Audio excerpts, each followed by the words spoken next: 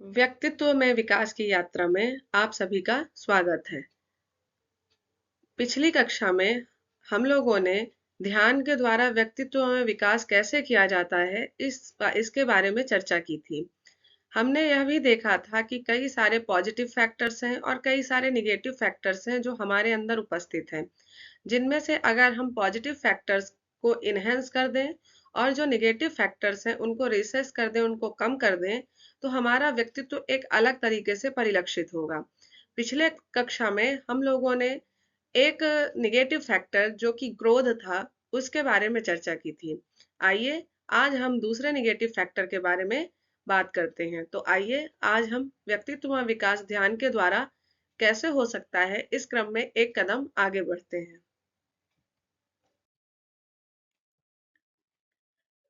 हमने पिछली कक्षा में बात की थी कि कई सारे निगेटिव फैक्टर्स हैं जो हमारे अंदर इनबिल्ट हैं। मतलब कि ऐसे इमोशंस जो हमारे अंदर स्वाभाविक रूप से उपस्थित हैं, उनको पूरी तरह से खत्म तो नहीं किया जा सकता है, पर उन्हें कुछ कम किया जा सकता है। इसी क्रम में जो आज हमारा चर्चा का विषय है, वो है भय को कम करना, भय से मुक्ति पाना। अब भय से मुक्ति पाना है तो भय को बिल्कुल भी तो खत्म नहीं किया जा सकता है कि भय को हम पूरी तरह से खत्म कर दें। तो इसको कंट्रोल कर सकते हैं। तो कंट्रोल करने की इस यात्रा में आइए आज हम और आप दोनों साथ मिलकर आगे बढ़ते हैं। अब सबसे पहला प्रश्न, फियर डिटॉक्स की जर्नी में कि आखिर भय है क्या। सबसे पहले हम भय को समझते हैं। भय हर किसी को हो सकता है। एक छोटे बच्चे को भी भय हो सकता है, एक एडल्ट को भी भय हो सकता है, एक वृद्ध व्यक्ति को भी भय हो सकता है। भय किसी को भी कभी भी कहीं भी हो सकता है। अब ये भय क्या है?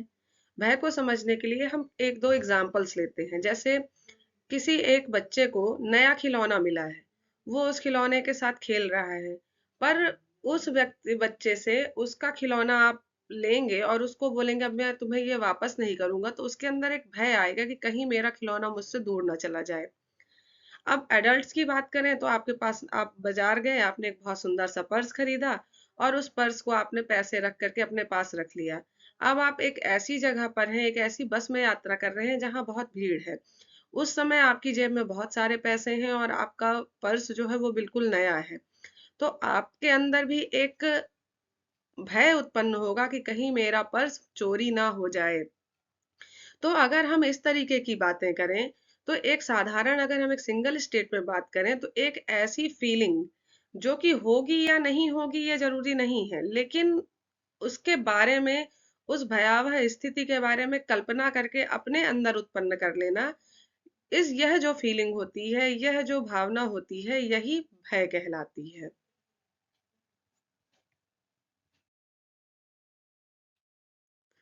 अब हम बात करते हैं कि आखिर डर के मूल कारण क्या हैं? डर कैसे उत्पन्न होता है और ये किन किन परिस्थितियों में हमारे ऊपर हावी होता है?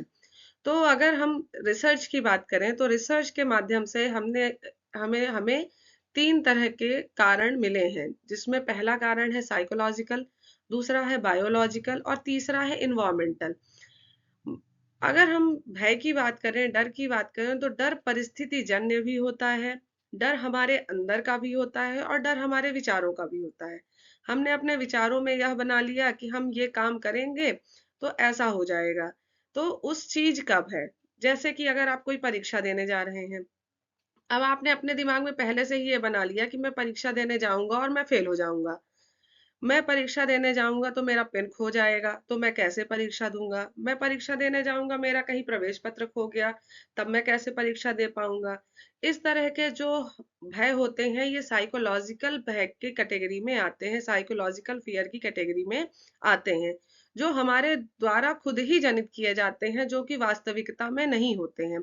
एक इस प्रकार का भय अगर दूसरी भाषा में कहें, इस भाषा दूसरी भाषा में इसको समझें, तो ऐसा भय जो रियल में ना होकर भी सिर्फ हमारी सोच के कारण पैदा होता है, उस प्रकार के भय को हम साइकोलॉजिकल भय कहते हैं। इसका सबसे सरल उदाहरण है भूत।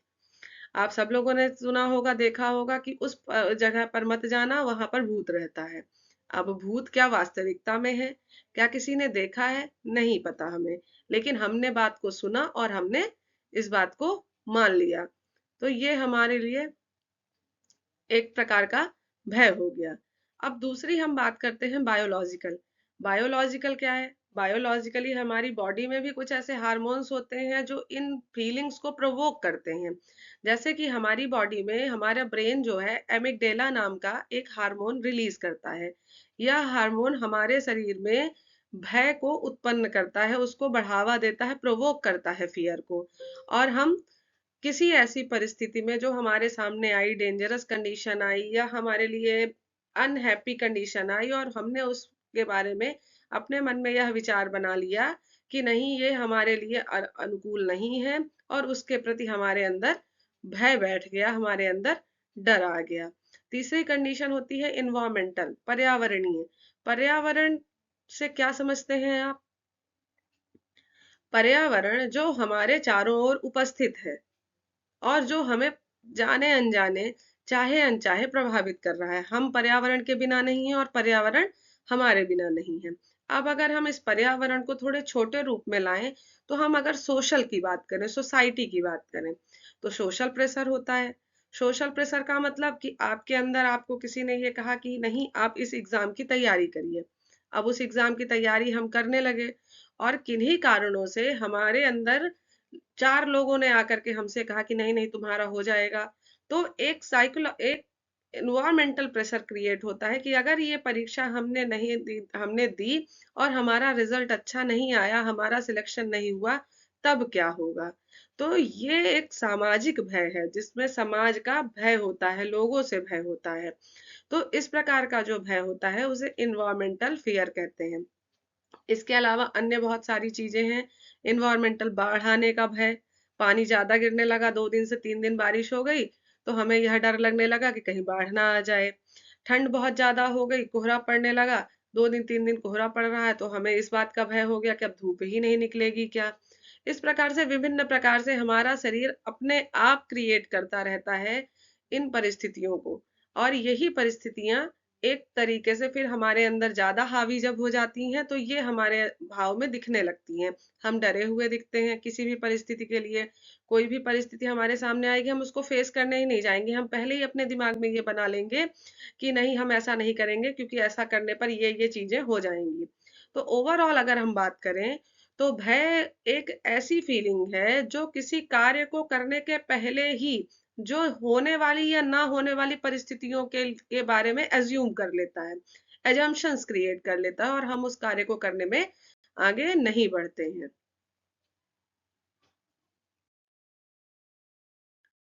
अब भय का क्या प्रभाव होता है? अब भय तो हो गया, हमारे अंदर आ गया, ज्यादा हो गया।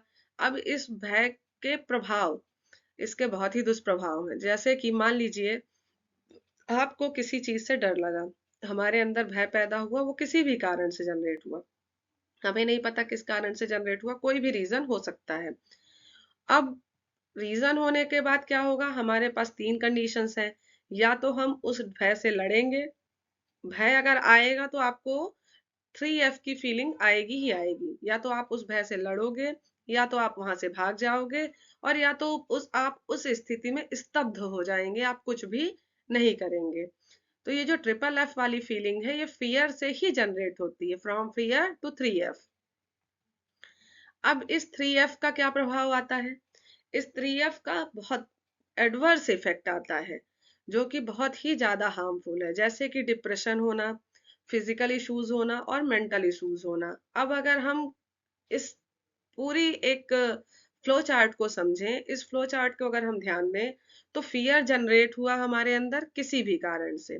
उसके बाद क्या हुआ, या तो हम उस भय के कारण लड़ाई करेंगे किसी व्यक्ति से, या तो फिर हम भाग जाएंगे उस परिस्थिति से, या तो फिर हम उस परिस्थिति में स्तब्ध हो जाएंगे। अब अगर हमने झगड़ा किया और हम उस झगड़े में सही साबित नहीं हुए, हम हार गए, तो क्या होगा? अगर हम वहां से भाग गए, तो एक भागने वाले की भगोड़े की भावना हमारे अंदर आ गई कि हम मैं किसी चीज को फेस नहीं कर सकता हूँ या कर सकती हूँ। और तीसरा, अगर स्तब्धता आ गई, तो हमारा दिमाग ही बिल्कुल स्तब्ध हो गया, हम उस चीज को फेस करने में असमर्थ हो गए।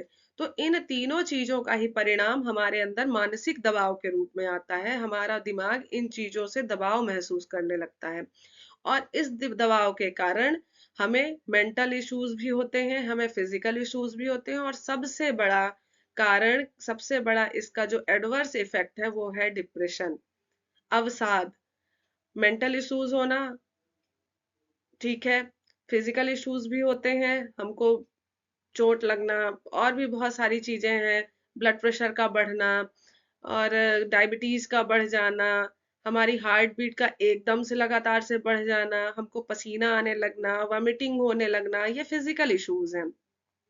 मेंटल इश्यूज है नींद ना आना, घबराहट होना, बेचैनी होना, these are the mental issues. इसके बाद डिप्रेशन, डिप्रेशन अवसाद।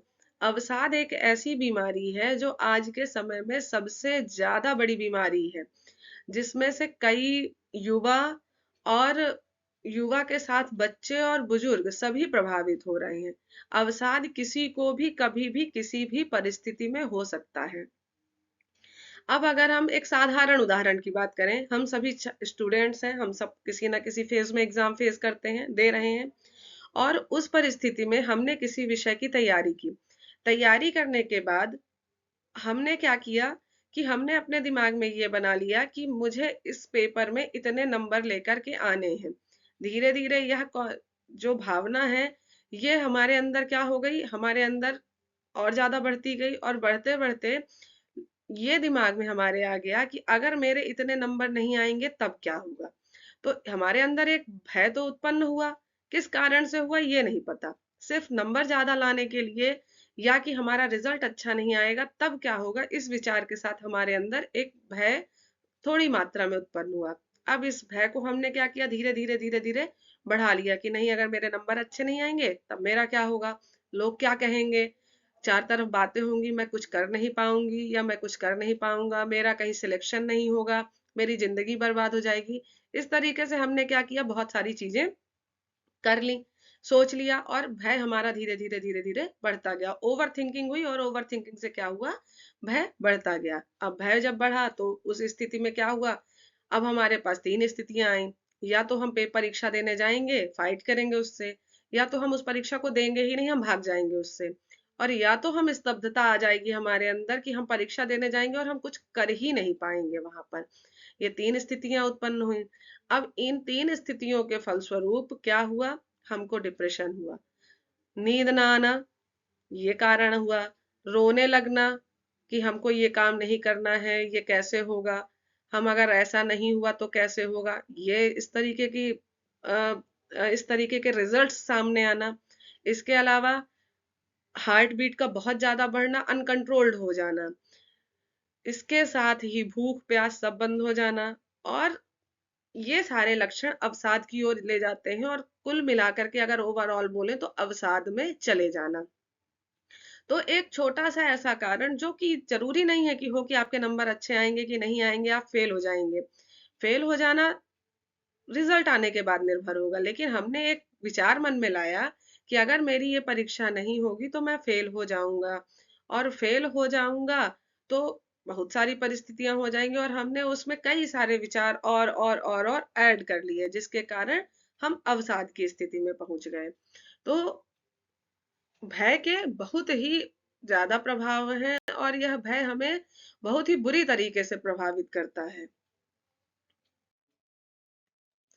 अब इन्हीं सब कारणों की वजह से, इन्हीं सब खुद की सोची हुई, खुद ना जनरेट हुई, ना होने वाली चीजों की वजह से जो भय उत्पन्न हुआ, उन भय के कारण क्या-क्या इफेक्ट्स आ रहे हैं।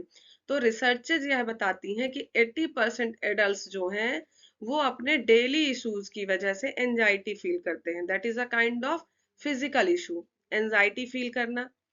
इसके साथ ही 50% लोग जो हैं वो पैनिक अटैक्स से फेस कर रहे हैं, सफर कर रहे हैं पैनिक अटैक्स को, और साथ ही हर पांच में से एक व्यक्ति जो है वो मेंटल हेल्थ से जूझ रहा है, मेंटली वो परेशान है। तो भय का कितना बड़ा प्रभाव है यह इस रिसर्च से देखा जा सकता है। हमने अब तक यह जाना कि आखिर डर क्या होता है, डर कैसे उत्पन्न होता है और डर किन चीजों का होता है। डर अगर है तो उसका क्या प्रभाव होगा और उससे कौन कौन सी विपरीत परिस्थितियां उत्पन्न होंगी। इसके साथ ही हमने यह भी देखा कि जो डर है वह हमें शारीरिक और मानसिक दोनों रूपों से किस प्रकार प्रभावित कर रहा है, और अगर डर हमारे जीवन में अधिक हो गया किन्हीं परिस्थितियों को लेकर के तो हम अवसाद में, जिसे हम डिप्रेशन भी कहते हैं, हम उसमें जा सकते हैं। तो क्या इससे बचने का कोई उपाय नहीं है?